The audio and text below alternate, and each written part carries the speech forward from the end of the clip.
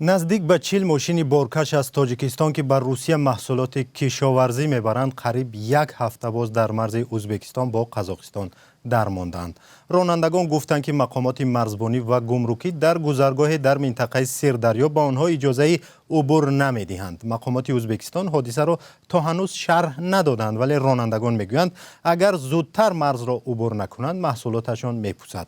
از محیدین غایبوف یک تن از رانندگان بند مانده قبل از برنامه خواهش کردیم که در این باره تفصیلات دهد. لامبا زدگیان هم از پای دویه یکی ماشینان ما توچکو جواب نمیتیان. از محیدین غایبوف پرسیدم که مشکل در چیست و مقامات ازبک در این باره با آنها چی گفتند؟ میگن که فقط دو تا راهی که همین گذرگاه هست در گرانیسه سیردریا، فقط یک تاش برای خودمان، یک تاش برای توچکو اکسپورت ترانزیت نیم. فقط ماشین خودشان میگذارن.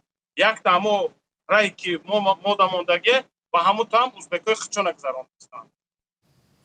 اکثر محصولاتی که رانندگان باید بر روسیه برند میوه و سبزیجات است که امکان پوسیدنشان وجود دارد. از محیدین غایبوف پرسیدم که اگر چنین رخ دهد کی جوابگر خواهد بود؟